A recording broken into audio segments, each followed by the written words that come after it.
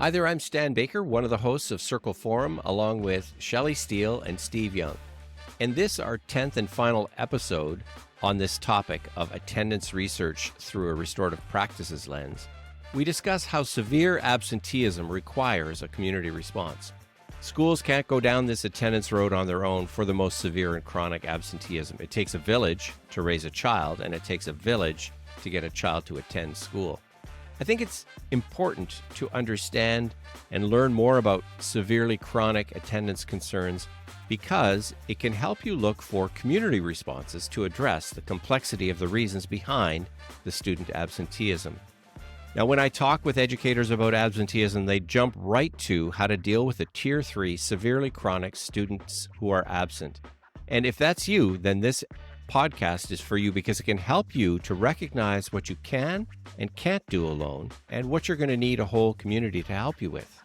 Some of the main topics we'll be covering include responses to a Baltimore study that connected families to resources through the court system, and a California structure called Student Attendance Review Boards that used restorative practices to build a community response. At the end of this episode, be sure to visit our website, www.restorative.ca, where you can find free restorative resources plus links mentioned in the podcast. And if you enjoy this episode, be sure to subscribe on YouTube. Now let's head over to this discussion with Shelley, Steve, and me, Stan.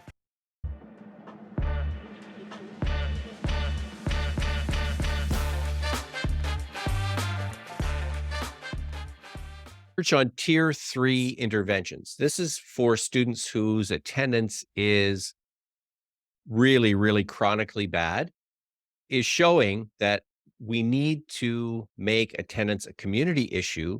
And the two examples that we have looked at in terms of research really talk about a community response.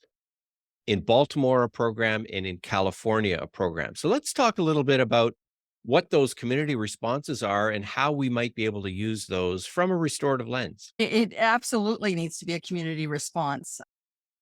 And often isn't looked at that. It's seen as a school's responsibility. And I've also seen it, schools struggling so much with a particular family or a child that they are seeking community supports. And when attendance is named as the primary issue, that's not ours. And honestly, those agencies are also overwhelmed and underfunded as well. So when attendance is seen as the primary issue, which we know is only the tip of the iceberg, there's a whole lot of other things going on, then it's easier for them to say, sorry, that's a school issue, until you have a minute child welfare concern or a police matter or something like that. So we have to have something happen often to get response to those other agencies. Well, it's looking at the attendance not as the problem, but as a symptom of the problem. The attendance is a symptom. What's the real problem? And so when you drill down to a student or a number of students within a school or even a school district that are showing the same patterns of attendance, and it's a symptom of a bigger problem. So when you find out what that problem is, the solution to that problem may be well beyond what the school can do. So now we have to reach out and say, well, who can help us? Is it lack of food and they're not eating? Is it health? Are there health issues, like a common health issue? And one of their studies talked about asthma and how we can work with asthma control in certain areas so that kids can attend school and still maintain, their breathing. When we talk about attendance being the issue, we really need to look at attendance as just a symptom of a bigger issue. And so I had a student many years ago, attendance was a terrible problem for him. And dealing with that attendance, it turned out that there's a lot of issues that had to do with not just the family, but with some mental issues the child was dealing with and the parents. And it became a community issue because as much as I could do at school, I couldn't solve those problems or satisfy the needs of that student. That had to be satisfied by others. So ended up going to a large meeting down in Newmarket where we had the child there, his parents there, the attendance counselor, a number of other paraprofessionals, including a medical doctor. And we all went around the table and talked about what is the issue and what can we all do. It became a community issue for that one child. But then that child was just one of many who had that similar type of problem.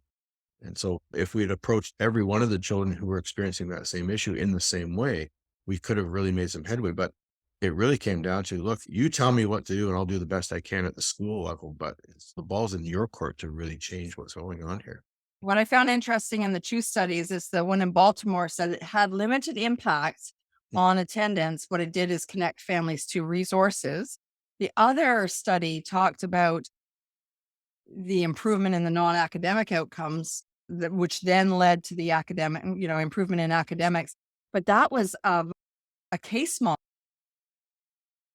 way of doing things. Mhm. So they had 2 years of support to continue. It wasn't just here's the numbers of this agency, that agency, and good luck with that.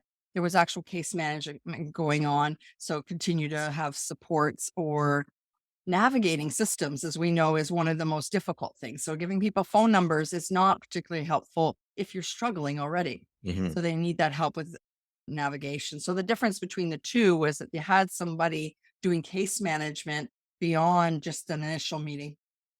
What I like about the California SARB, and that's the Student Attendance Review Board, is that there's a structure that's already set up to review students' situations that they're severely chronically absent. And that was intended to be the way that you would get to truancy court and charges. And what they've done in California, and that is the part that I think is so amazing, is they've taken this structure where they already have representatives from the legal system, from police, from child protection, from health, from mental health, all of the youth services, all of those agencies are represented at the table.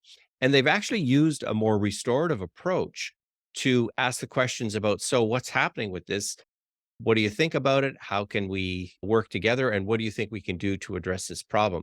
So they've actually taken the structure and changed it. So that's what I really, really like about the Student Attendance Review Board, because in most of the country, in our country and in the States, attendance is mandatory.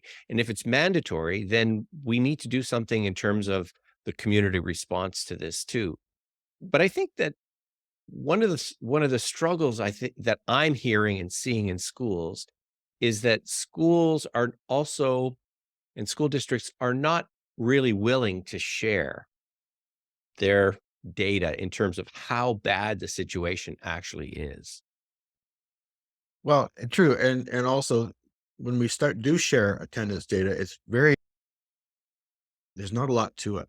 We hear about total days absence, total days lates, or occurrences of lates, but it never goes deeper than that. And it's delving deeper and finding out that data. That's what really tells the story about what interventions may happen. It doesn't matter if a child's been absent 17 days and another child's absent 17 days. What's causing those 17 days absences? Is it hockey games, or is it illness, or is it, child doesn't attend to school because they're anxious and there's an issue going on? It's the reasons for the absence that the data doesn't always show. And that's really the important stuff for planning those interventions. Yeah, the data doesn't show the complexity, does it? No. And those are the next questions we need to ask. Exactly what you're saying, Steve, to understand what the intervention needs to be. Mhm. Well, and attendance is really seen as a school problem when in fact it's a community issue. And I think as school districts, we need to be more assertive in using whatever community gatherings we have around sharing of resources and information, whether that's a student attendance review panel, whether that's the truancy court program, or whether that's a situation table, whatever it happens to be, where you get agencies together, we need to bring, as school districts, we need to bring these attendance concerns forward, because like you said, Steve, earlier, it's a symptom of other things. And here's the thing that I've discovered: we're dealing with the same families that child protection is, that social services, that mental health, that addictions, that the police, the legal system. We're dealing with the same families. What if we got together and each shared some information in a way that allowed us to connect them to services? The impact will be on attendance. The Sutton story wasn't about attendance per se, but it was about students not being at school. And that came about as a result of suspensions and kids not being in school, and a community concern that kids were out of school too much, and they're out causing trouble in the community. I don't know if they technically really were that much or not, but you know how it is with politicians, one or two complaints, it becomes a pandemic. And so, having that meeting with town officials and some members of the business, Better Business Bureau and all those other groups to talk about what are we doing about suspensions in schools so that we don't have all these kids out of school during the school day. And I was in elementary school, and they were concerned about how many suspensions we were doing and all these 12 and 13-year-olds wandering the streets. The high school, same deal. They were doing as many suspensions as we were, and those were teenagers wandering the streets. When we explained how what we were doing to reduce suspensions, they were all quite happy. Oh, that sounds marvelous. We're doing a restorative approach, and we've reduced our suspensions by 50%.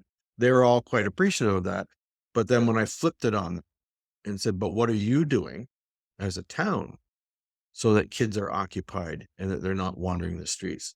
And that came about as a result of my having discussions with a lot of kids who were telling me, I got banned from the hockey arena. I got banned from the swimming pool. I'm not allowed to be on this team anymore because they didn't like the way I was acting. Stores kicked me out. I'm banned from the grocery store because all these things. And so I flipped it on them and I said, but you're suspending kids too.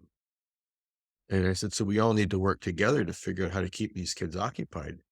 And they were taken aback because they didn't see that as suspension. They just saw that as, hey, I'm a business owner. If I don't want you in my store, I don't want you in my store. Okay, and that's your right. But by banning that kid from your store, he's out wandering the streets now. He's doing all the things that you're here complaining about. As a town, you have an obligation to provide recreational services. But if you're banning kids from those recreational services, what are they going to do? They're going to wander the streets. So we're all in the same boat. So it was kind of I was trying to not put them on the spot, but to show them that in essence, they were doing the same things we were doing. And the result was exactly the same, kids wandering the street. So what can we all do together? We've said this already before. Attendance is a complex issue that requires a complex solution. And we need to get our communities involved through whatever ways that we come together to address those kinds of concerns, because it's a shared concern. And these kids are part of our community, whether they're in our schools or not in our schools, attending or not attending.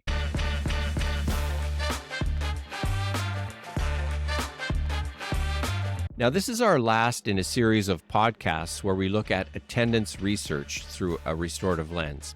Attendance is complex, and school solutions need to reflect that complexity. Part of this is letting the community know how severe the attendance problem is for some students, and part of this is getting the community to help address the needs outside of what a school can do. There are lots of factors like unemployment, housing, mental illness, addictions, criminal justice. Those are all things outside of what a school can do. So find out more about community responses using restorative practices at www.restorative.ca. Send me an email to stan@restorative.ca, and let's make the time to get our community involved, because it takes a village to raise a child.